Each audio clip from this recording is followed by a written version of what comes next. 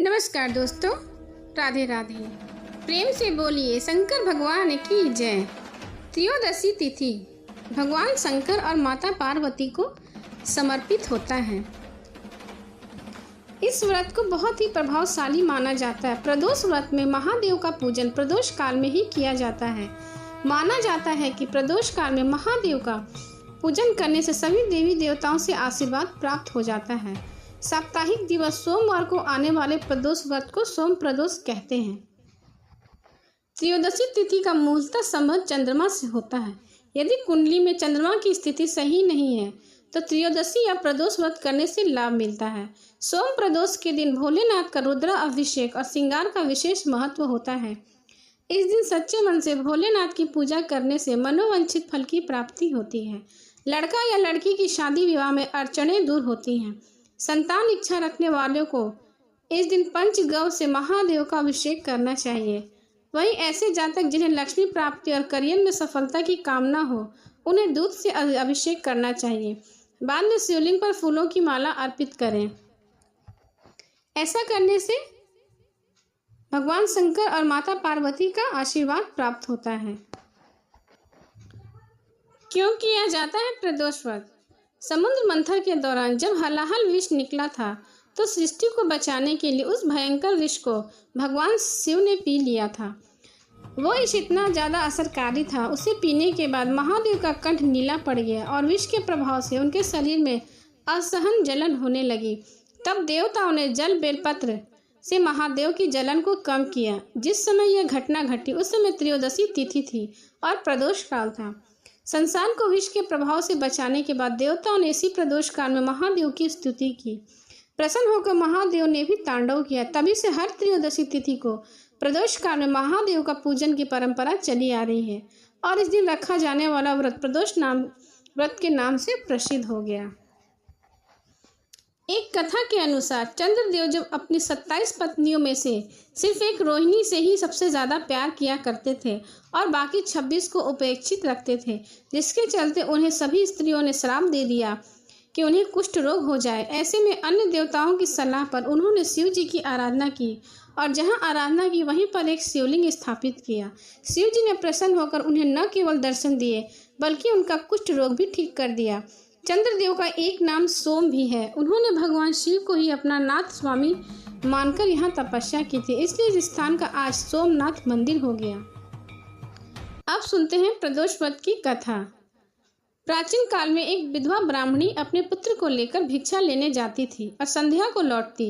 एक दिन जब वह भिक्षा लेकर लौट रही थी तो उसे नदी के किनारे एक सुंदर बालक दिखाई दिया जो विदर्भ देश के राजकुमार धर्मगुप्त था। शत्रुओं ने उनके पिता को मारकर उनका राज्य हड़प लिया। उनकी माता की भी अकाल मृत्यु हो गई। ब्राह्मणी ने उस बालक को अपना लिया और उसका नाम लालन पालन करने लगी। कुछ समय पश्चात ब्राह्मणी दोनों बालकों के साथ देवयोग से मंदिर जाने लगी। वहां उनकी भेंट ऋषि सांडिल्य से हुई। ऋषि सांडिल्य ने ब्राह्मणी को बताया कि जो बालक उन्हें मिला है वह विदर्भ देश के राजा का पुत्र है जो युद्ध में मारे गए और उनकी माता को ग्रह ने अपना भोजन बना लिया। ऋषि सांडिल्य ने ब्राह्मणी को प्रदोष व्रत करने की सलाह दी। ऋषि के आज्ञा से दोनों बालकों ने भी प्रदोष व्रत करना शुरू किया। एक दिन दोनों बालक वन में घूम रहे थे, तभी उनकी मुलाकात कुछ गंधर्व कन्याएं से हुई। ब्राह्मण बालक तो घर लौट आए, किंतु राजकुमार अंशुमति नाम की गंधर्व कन्या से बातें करने लगा। गंधर्व कन्या और राजकुमार एक दूसरे पर मोहित हो गए। कन्या ने विवाह हेतु राजकुमार को अपने पिता से मिलवाने के लिए बुलाया। दूसरे दिन जब वह पुनः गंधर्व कन्या से मिलने आया तो गंधर्व कन्या के पिता ने बताया कि वह विदर्भ देश का राजकुमार है।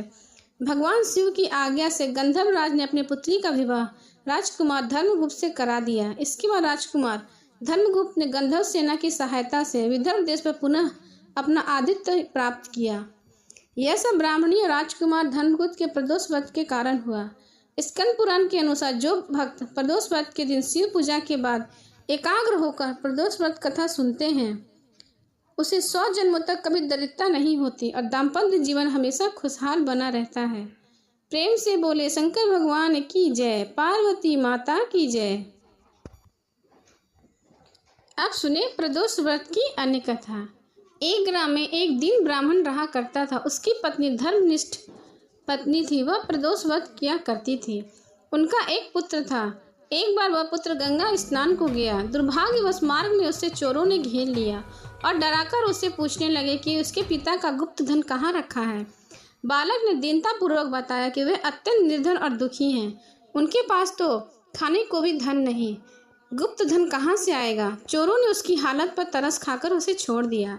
बालक अपनी राह पर हो लिया। चलते चलते वह थक कर चूर हो गया और एक बरगद के वृक्ष के नीचे सो गया। तभी उनकी नजर सिपाही की पड़ी। चोरों को खोजते वो उसी की ओर निकल आए।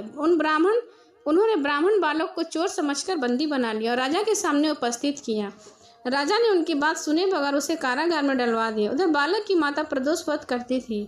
उसी रात्रि में राजा को स्वप्न आया कि वह बालक निर्दोष है। यदि उसे नहीं छोड़ा गया तो तुम्हारा सारा राज और वैभव मैं नष्ट कर दूंगा।